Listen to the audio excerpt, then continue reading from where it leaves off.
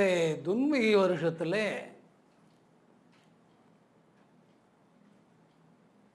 சிம்மராசியோட பலன்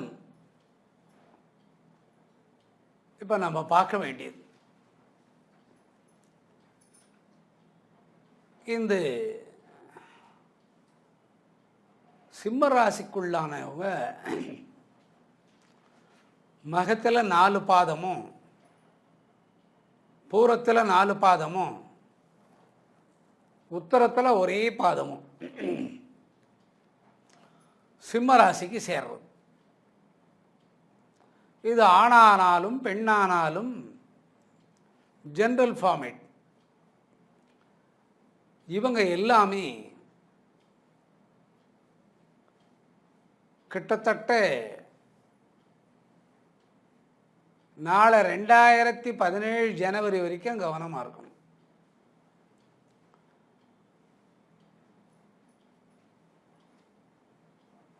ரொம்ப கவனமாக இருக்கணும். இவா தான்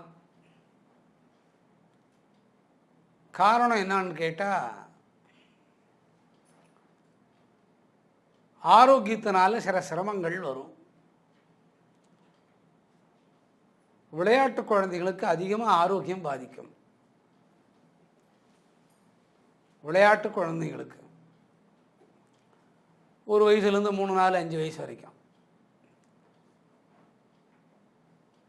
இந்த கை கால் நரம்பு சம்பந்தப்பட்ட நோய்கள் ஏற்படும்.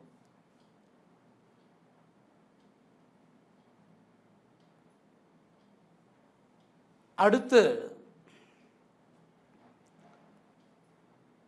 படிக்கிற பசங்களுக்கு கொஞ்சம் சிரமத்தை கொடுக்கும்.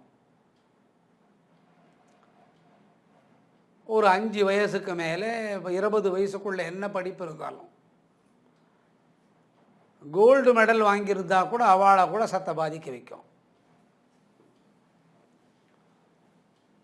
நண்பர்கள் உறவுகளால் பிரச்சனை வரும், ஆனால் சரியாயிடும். இதுக்கு நம்ம என்ன பண்ணணும் அப்படின்னா, ஞாயிறு திங்கள் அந்த குழந்தைக்கு தாயார் விரதம் இருக்கணும். அந்த விரதம் எப்படி கடைப்பிடிக்கணும்னா, தூங்கிறதுக்கு முன்னையோ அல்லது சாயந்தரம் 6 மணிக்கு மேலேயோ பேசாமல் இருக்கிறது தான் விரதம். இந்த சிம்மராசிக்காரங்க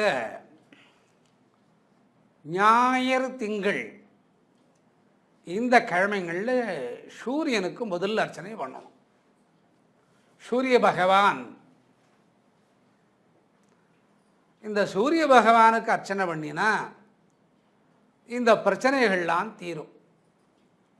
அப்புறம் உடலாலே, உடல் சுகத்தாலே, படிப்பாலே, திருமண பந்தத்தினாலே இந்த தடைகள்லாம் இது பண்ணின்னா நீங்கிட்டு வரும் உங்களுக்கு. இந்த சிம்மராசிக்காரங்க தான் 2017 ஜனவரி வரைக்கும் கவனமாக இருக்கணும். இப்போ 2016 நடந்துட்டுருக்கு, நல்லா தெரிகிறது. ஆனால் 2017 முதல் மாதம் ஜனவரி வரைக்கும் கவனமாக இருந்தால் ஒன்றும் ஆகாது. விரோதிகளால் சின்ன சின்ன தகராறுகள் வரும். அது சகோதரமாக இருக்கலாம், நண்பராக இருக்கலாம், நமக்கு தெரிஞ்சவங்களாக இருக்கலாம், அக்கம் பக்கம் உள்ளவங்களும் இருக்கலாம். அவங்களாலே கொஞ்சம் கவனமாக போனீங்கன்னா, கொஞ்சம் கவனமாக போனீங்கன்னா சரியாக வந்துடும். வேறு ஒன்றும் இல்லை.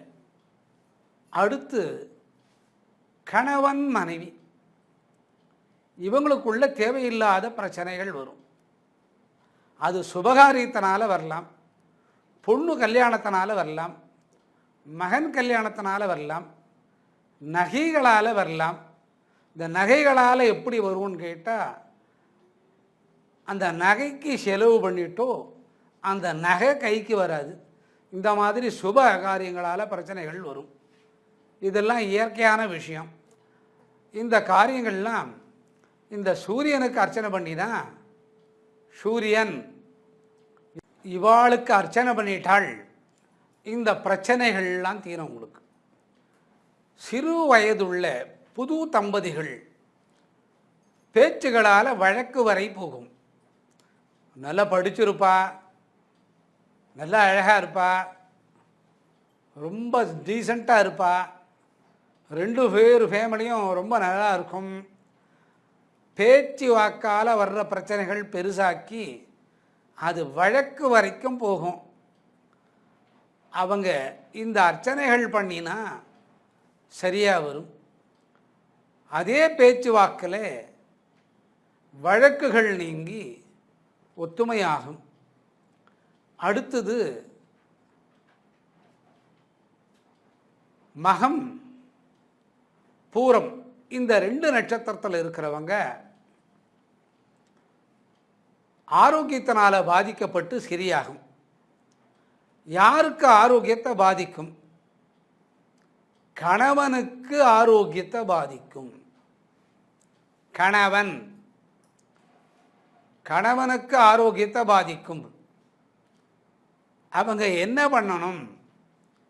சுக்கிரனுங்கிற ஒரு கிரகத்துக்கு வெள்ளிக்கிழமையில் அர்ச்சனை பண்ணணும். வாரந்தோறும் வெள்ளிக்கிழமை அது சாயரட்சி 6 மணிக்கு மேலே தான் பண்ணணும். Sunset Moon rice.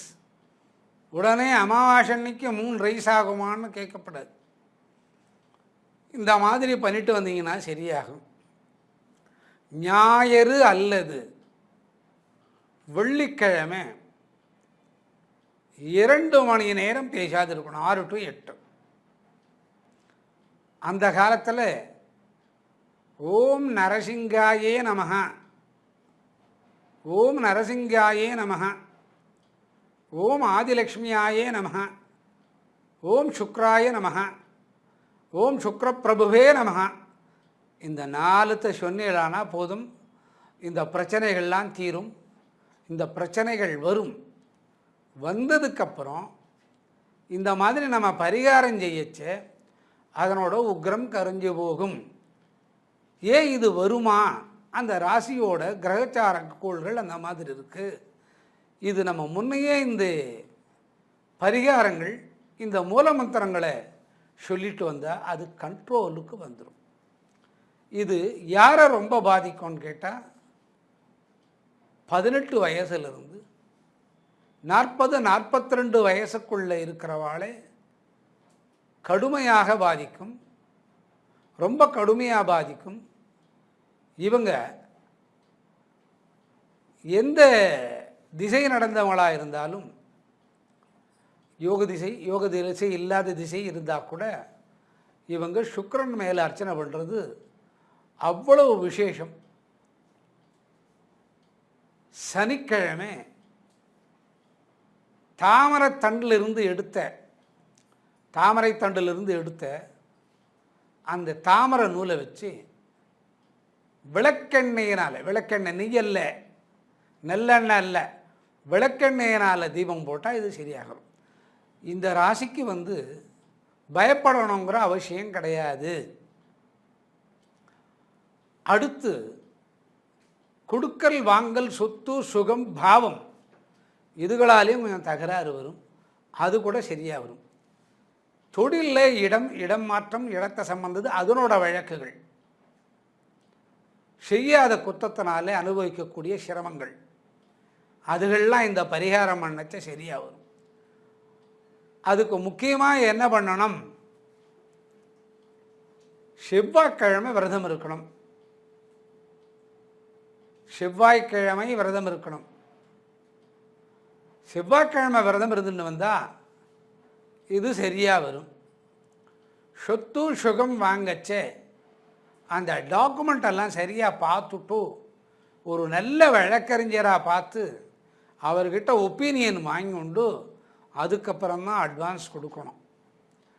அப்படி கொடுக்குற பட்சத்தில் மேல் கொண்டு சொன்ன நம்ம பரிகாரங்கள், அந்த மூல மந்திரங்கள் சொல்லச்ச அதில் இந்த ட்ரைனேஜ் தகராறு, வாட்டர் தகராறு, அக்கம் பக்கம் உள்ள தகராறு இல்லாத அமையும். ஒவ்வொரு ராசிக்கும் ஏற்றும் இறக்கும் முகம் இருக்கும். பயப்பட வேண்டிய அவசியம் இல்லை. யந்திர தந்திர மந்திர வழிபாடுகள் தேவையில்லை. அப்படி யந்திர தந்திர மந்திர வழிபாடுகள் பண்ணணும்னு ஆசைப்படுறவா ஒன்றும் இல்லை, காஞ்சி காமாட்சி அம்மன் கோயிலுக்கு மாதத்தில் ஒரு முறை போனால் போதும். காஞ்சி காமாட்சி அம்மன் கோயிலுக்கு, ஏன்னா அதுக்கு ஒரு தர்மபீடத்தோட சக்தி இருக்குது. தர்மபீடம் பீடத்தோட சக்தி. காஞ்சி காமாட்சி அம்மன் கோயிலுக்கு போனால் போதும். பொருளாலே பணத்தாலே கையெழுத்து போட்டு கொடுத்து அதனால் ஏமாற்றம் அடைந்து நம்ம பொருள் போகிற மாதிரி இருந்தால் கூட இந்த மாதிரி பரிகாரங்கள் பண்ணால் சரியாக வரும். இப்போது இதே சிம்ம ராசிக்காரங்க இப்போ சொன்ன பிரச்சனைகளுக்குள்ளே இல்லாதையும் இருப்பாங்க. அவங்க இல்லாது இருக்கிறது தான் நமக்கு வேண்டியது. அப்படி இல்லாது இருக்கிற பட்சத்தில் கூட அவள் கூட இந்த அர்ச்சனைகள் பண்ணலாம். இது பண்ணிட்டு வந்தால் இந்த பிரச்சனைகள் எல்லாம் தீரும். இதில் முக்கியமாக ஒரு 40 வயசுக்கு மேலே 60 வயசுக்குள்ளே நீரிழிவு நோய், இரத்த சம்பந்தப்பட்ட கொழுப்பு, கிட்னி சம்பந்தப்பட்ட தகராறுகள், ஹார்ட்டுக்குள்ள வால்வுக்குள்ளே இருக்கிற கூட கொழுப்புகள், அப்புறம் அதனோட வால்வு விரிஞ்சி சுருங்காமல் இருக்கிறது, மூடி திறக்காமல் இருக்கிறது, மூடுறது மூடி போனால் அது திறக்காமல் இருக்கிறது, இந்த மாதிரி பிரச்சனைகள்லாம் இது தீர்த்து வைக்கும். ஒரு சிம்பிள் பரிகாரங்கள் தான் இது. இதுக்குன்னு நீங்கள் யாரையுமே போய் பார்க்க வேண்டிய அவசியம் இல்லை. இது பண்ணினீங்கன்னா போதுமானது. இந்த வயசானவங்க 60, 70, 80, 90 வயசு இருக்கிறவங்க ரண சிகிச்சை, ஹார்ட் ஆப்ரேஷன், லிவர் சம்மந்தப்பட்டது, கிட்னி சம்மந்தப்பட்டது, டயாலிசிஸ் சம்மந்தப்பட்டது, அப்புறம் முதுகு தண்டில் பிரச்சனைகள் சம்மந்தப்பட்டது, இதுகள்லாம் நீங்கள் கவனமாக பண்ணிட்டு வந்தீங்கன்னா சரியாக வரும். 70 வயசுக்கு மேலே இருக்கிறவங்க இந்த பரிகாரங்கள் பண்ணினா கூட அவ்வளோ பலன் இருக்காது. இது பயப்படுறதுக்கு சொல்ல வேண்டிய அவசியம் இல்லை. இருந்தாலும் இதெல்லாம் நீங்கள் பண்ணிட்டு வந்தால் இதனால் பாதிப்பு இருக்காது, குறையும். ஒரே நாள் கோயிலுக்கு சென்று சனி செவ்வாய் 2 பேருக்கும் அர்ச்சனை பண்ணலாம். ஒரே நாள் கோயிலுக்கு போயிட்டு சனிக்கிழமையாவது செவ்வாய்க்கிழமையாவது உங்கள் பேர், உங்கள் கோத்திரம், உங்கள் நட்சத்திரம். இந்த உத்தர நட்சத்திரம் 1ஆம் பாதத்தில் இருக்கிறவாளே அவ்வளவா பாதிக்காது. மகம் பூரம் அதில் 4 பாதம், இதில் 4 பாதம். உத்தரத்துக்கு மட்டும் வயசானவாளை மட்டும் பாதிக்கும். இந்த உத்தரத்தை ஏன் பாதிக்காதுன்னா, மேஷத்திலேயே சூரியன் உச்சமாக இருக்கிறனாலையும் அதுக்கு 12 சுக்கிரன் உச்சமாக இருக்கிறனாலையும் உத்தரத்துக்கு அவ்வளவா பாதிக்காது. அதனால் உத்தரம் நமக்கு வேண்டப்பட்டவா கிடையாது. இந்த பரிகாரங்கள் அவளும் செய்யலாம். இந்த கல்யாண விஷயம் ஆற்றுக்குள்ளே நடக்கிறவா ரொம்ப கவனமாக இருந்து பண்ணிக்கோங்க. ஒரு ஆபத்து வராது. எந்த பரிகாரங்கள் இதுக்கு மேலே பண்ண வேண்டாம். அதில் சொன்ன ஒரு 4-5 மூல மந்திரங்கள் தெய்வத்தோட பேரை சொல்லிட்டு வந்தால் போதுமானது. இன்னும் ஒன்று சொல்லணும்னா, ஓம் குருவாயே நமஹ, குணப்பிரியாயே நமஹ, ஓம் மங்களாயே நமஹ. இந்த குணங்கள் எல்லாம், தீய சக்திகள் எல்லாம் குணப்பிரியாயே நமஹான்னா 3 குணங்கள் வருது. மனுஷகுணம், தேவகுணம், ராட்சகுணம் சமமாக வரும். ரஜோகுணம், தமோகுணம், சத்வகுணம் சொல்லுவாங்க. தமோ, ரஜோ, சத்வகுணங்கள். இது பகவத்கீதையில் 18வது அத்தியாயத்தில் தபதின்னு சொல்கிறார். இதுகளெல்லாம் சமநிலைக்கு கோபத்தினால் வரக்கூடிய பிரச்சனைகள் நீங்கும். இதுவெல்லாம் ஒரு சாதாரண பரிகாரம்தான். இப்போ சிம்மராசிக்காருக்கு இப்படி இருக்குதுன்னா உலகத்துக்கு ஒரு பலன் இருக்குது, இந்தியாவுக்கு ஒரு பலன் இருக்குது. அது அடுத்து தனியாக நம்ம பார்ப்போம். அது அல்லாதே இந்த சிம்ம ராசிக்கு இப்போ செவ்வாய் சரின்னு சொல்லக்கூடிய இந்த கிரகங்கள் கூட்டுக்குள்ளே இருப்பதனால விருச்சிகத்தில் வித்யா சம்பந்தப்பட்ட தகராறுகள் இருக்க தான் செய்யும். இருந்தாலும் அதிகமான பாதிப்பு இருக்காது. காரணம் என்னன்னா, அந்த வித்யாவுக்கு சம்பந்தப்பட்ட கிரகமானது புதன் சூரியனான காம்பினேஷன் உச்சத்தோடு இருக்கிறனாலே பாதிப்பு வராது. அந்த ராசிக்குள்ளேயே குருங்கிற கிரகம் சிம்மத்துக்குள்ளேயே அடப்பட்டிருக்கிறனாலே ரொம்ப கவனமாக இருக்கணும். இந்த மூலமந்திரங்கள் சொன்னால் போதும். இதை விட விசேஷம், பௌர்ணமி அன்னைக்கு திருவண்ணாமலை கிரிவலம் வர்றது விசேஷம்.